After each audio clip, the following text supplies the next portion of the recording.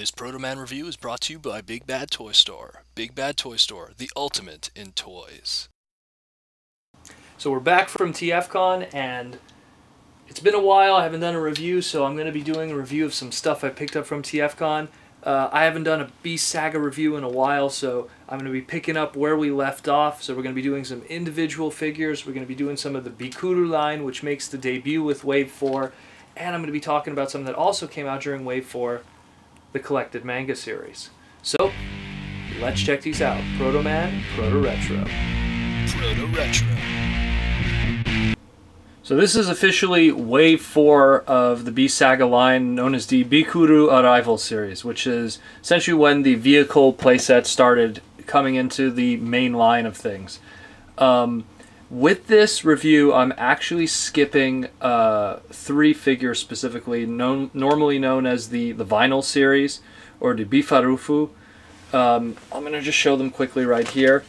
I'm going to get into these in an individual review, because I feel that they're kind of out of place with the rest of them, but when I have the next wave of stuff, I think I'll include it with it, because the next wave is going to be a lot smaller. But yeah, that's just a little side note there. So we're going to be actually starting from BS 32, going all the way up to BS 39, skipping 30, 29, 31, 32, which is the vinyl line. But to make up for it, guys, we're going to be talking about the 2 manga volumes that are in circulation in Japan. So let's kick to it and check out this amazing series of figures. So we're going to start off Beast Saga Wave 4 with BS 32 Ogre. Now, when Ogre was first solicited, Beast Saga was still in its very first wave of releases of the very first wave, and we didn't know what Ogre's story was. By his design, we almost thought that he was a flashback young version of Ryoga. Here, let me just bring in Ryoga for a second. I mean, they had the same sword, and even Ogre, his suit design looks like Ryoga if it was just like, you know, less powered up, if anything, like if he was young or anything. We're not talking like a Thundercat scenario here with Lion-O, but just there was a lot of similarities, and a lot of people questioned who this character was. When the anime came around, the manga came out first, but then when the anime came afterwards, Ogre was introduced very early in it, and we learned that he was actually a character that was being trained by the giraffe Beast Saga character, Long Surafu, to kind of be the next successor of the Land of Gloria after Raigo. So it's interesting character, kind of the, I don't know, the hot rod character, or just always the next in line kind of young Cheetor character, I guess would probably be the better analogy.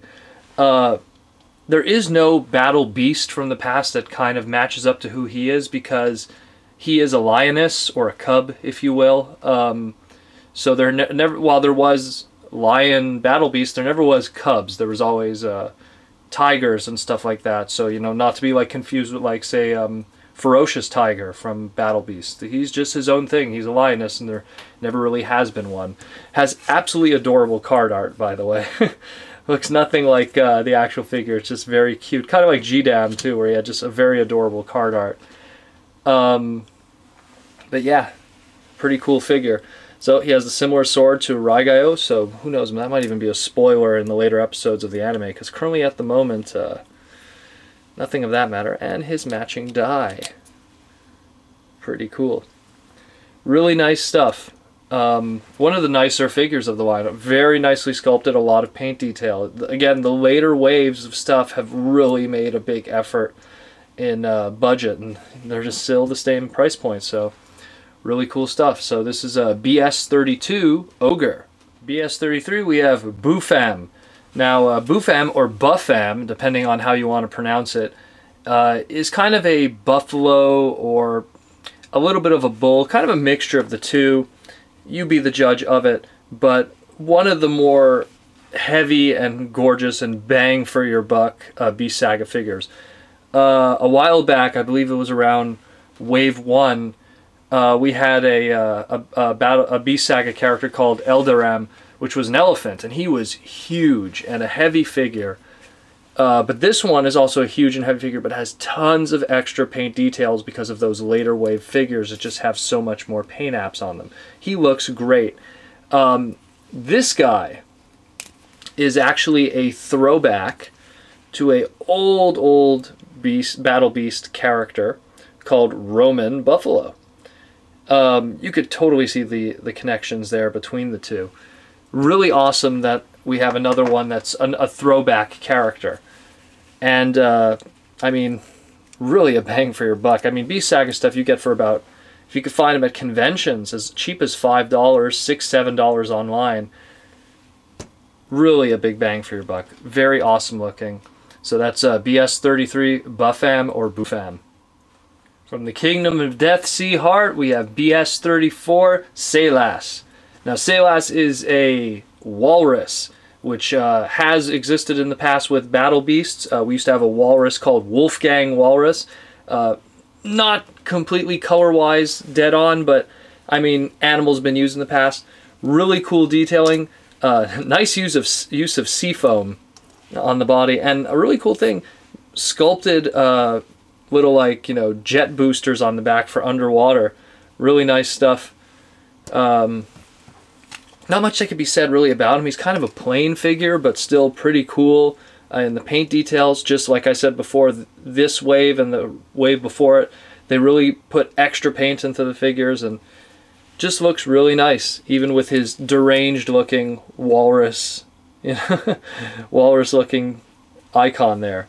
So BS34 Seylas.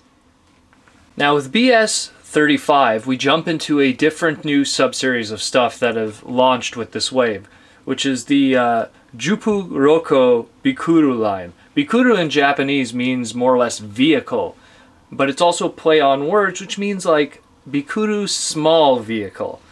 For people that are familiar with Transformers in the Botshots line, Transformers Botshots in Japan is called Transformers Bikuru.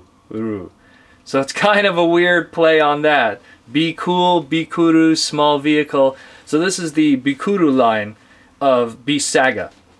This is BS35 Builda, or Builder in Japanese. Excuse me, in English. It comes with this square thing here, which I'll show you what it does, and 3 minifigs. Those 3 minifigs are Aldyle, who is the main first villain from the first episode of Battle Beasts, and I'll bring in the big of Beast Saga, and I'll bring in the big figures too to compare them. It comes with Eledram, the elephant, and it comes with Jidam, the little hamster. So, and what's cool about these also is they're a slider packaging. So no major cutting or anything like you'd have to do with usually these things, which are bubble packaging. You just slide stuff off, and then you reveal your figure, more or less. Instructions inside, but you don't need instructions when you got the Protoman to tell you how to do this one. So, pull this out, and I'll show you how it works. So you got the little figures. They're little like PVC figures. I guess I'll show them individually here. They're very, very small. Let me line them up, and I'll zoom in for you. They are really, really small figures. Come on, zoom, do your thing.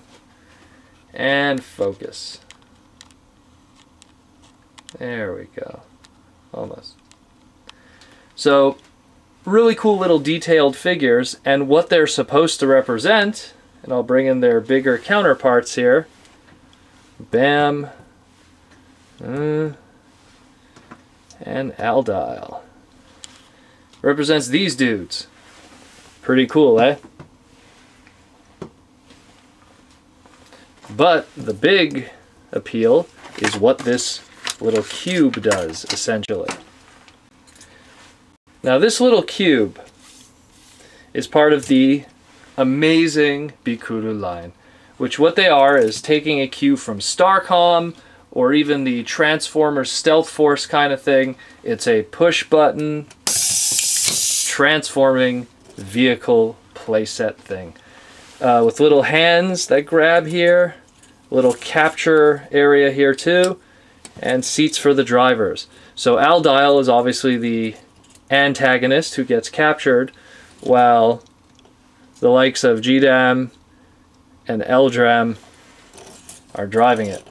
Really, really cool stuff. I love this kind of auto-transforming gimmick that uses a zip system, which is very common with a lot of old toy lines.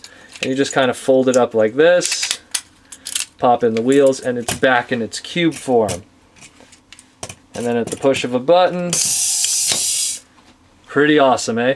That's what the Bikuru line represents. Kind of a throwback to a lot of the Battle Beast play sets and stuff, where it was something that was one thing and unfolded, but using the limitations of a cube and trying to be, you know, creative with it. I love that kind of stuff.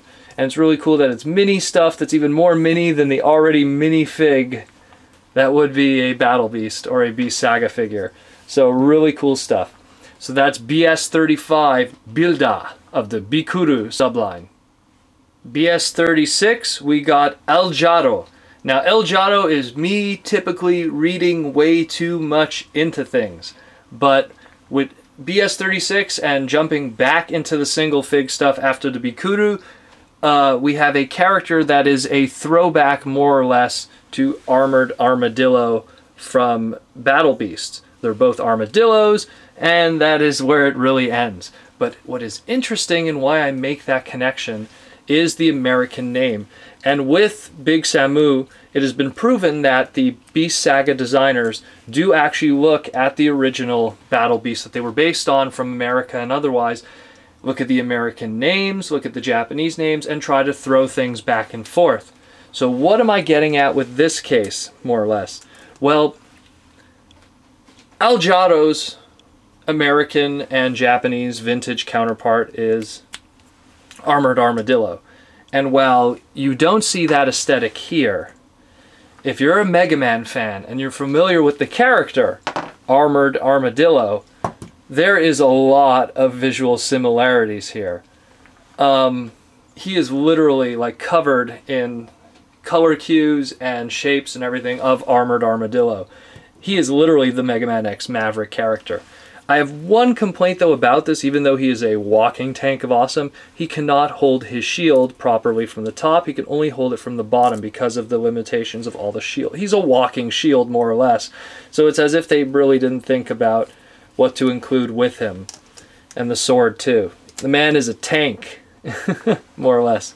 It's Armored Armadillo from Mega Man X. But in this case we know him as BS36 Aljaro. BS37, we have Mantarei. Obviously a play on the word Mantarei in English, done in the typical Japanese English style. He is a throwback to the old Laser Beast Grin Reaper, which was a play on Grim Reaper.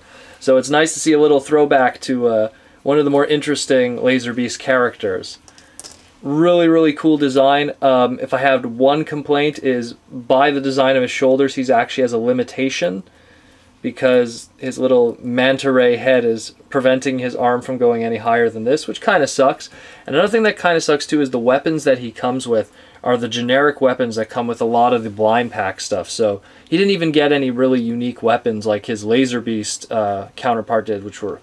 Laser Beast always came with really cool weapons. But to make up for it, really cool dice icon. Nice. And a lot of the sea guys are just awesome. I don't want to sound biased because I'm a big fan of Killer Shark, but the sea dudes always kind of had some of the nicer designs. But otherwise, that's all I could really say about Mantarei and his homage, essentially. So BS37. Now, unfortunately, BS38 I don't have, and there's a very specific reason for that. BS38 is Geru, which is the frog character in it, and he was the army builder character in the show, like the main foot soldier, if you will, of the villains of the, you know, Dark Sea Blackheart series of land. So the problem with that is every time I went to go buy them, whether it be through my Japanese distributor or online, he was sold out, because he was the army building character and a lot of people bought multiples of him. Some of my places that I know of used to only carry 2 of each character, so usually the army builder was gone right away.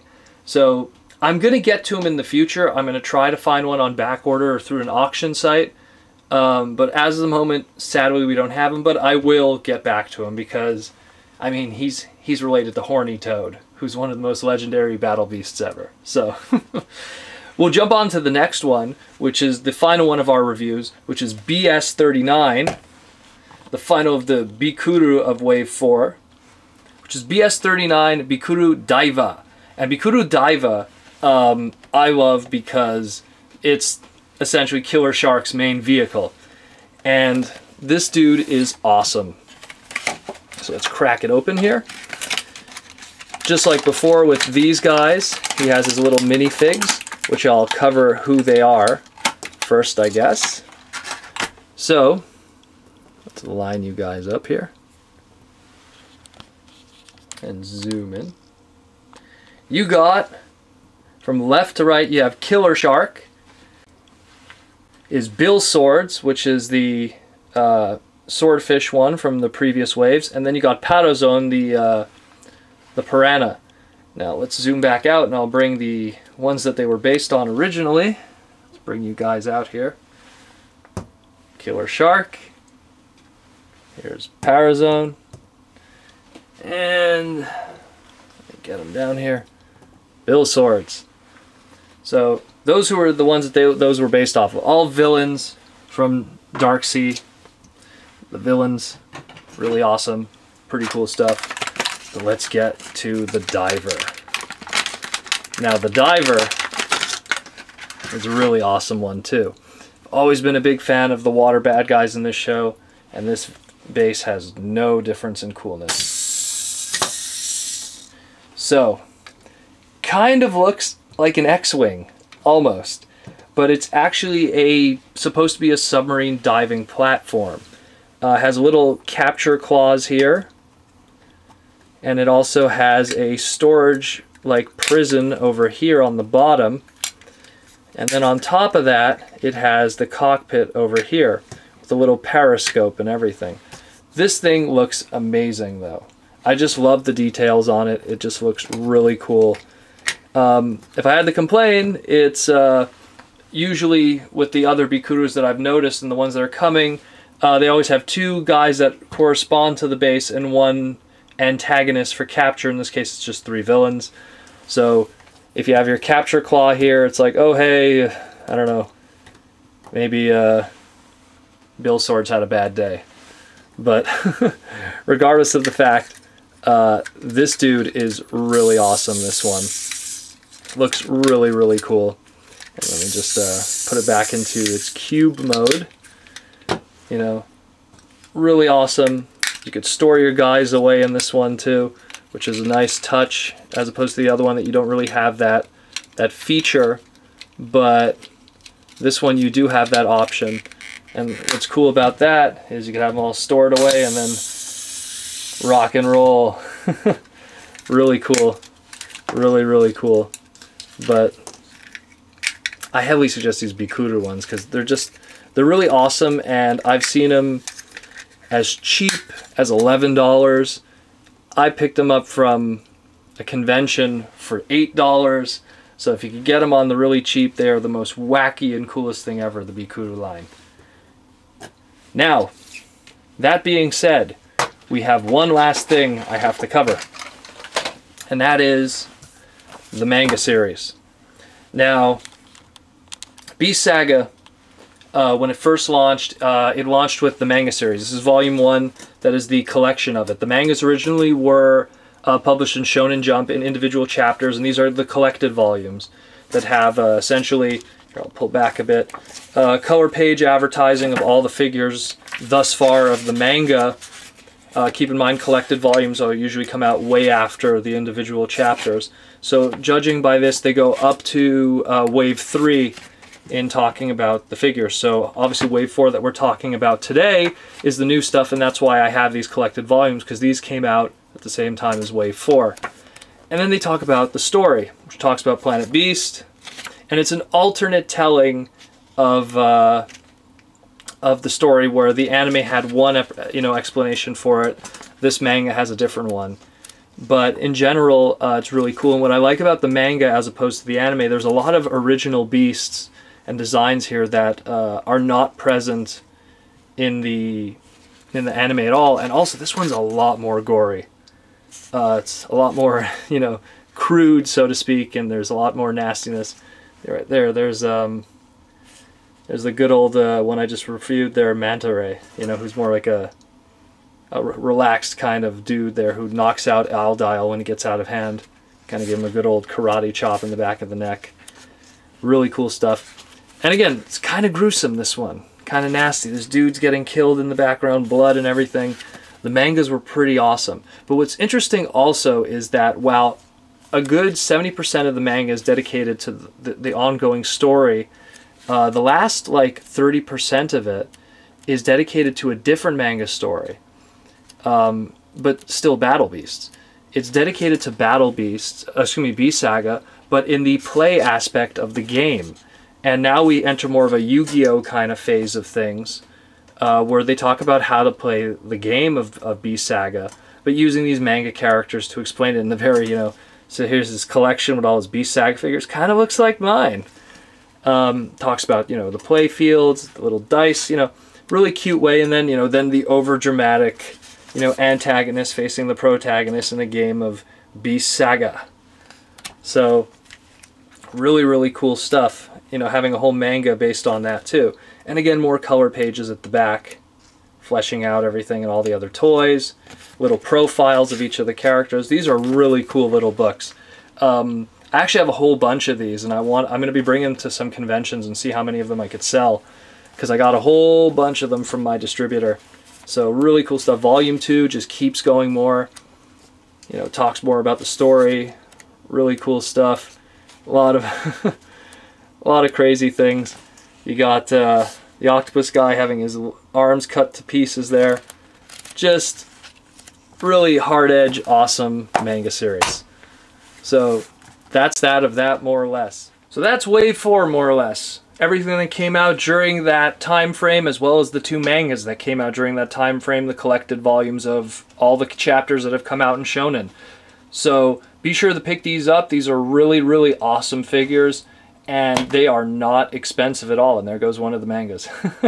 I do want to actually review what's behind the mangas there, which is the vinyl series, which I will get around to the second I get the other ones of them. The later waves of Beast Saga stuff is starting to become more and more difficult to pick up, so I'm having to go through other venues to get them, specifically my Japanese direct sources, which aren't the cheapest way, but you know what? I love these things so much that I am going that route if I have to. And even back there is the Tamaki, Best Deck exclusive, which I'm going to get to also. So this is Protoman of ProtoRetro, and this has been a video review of Beast Saga Wave 4 and all its glory. So until then, guys, roll out.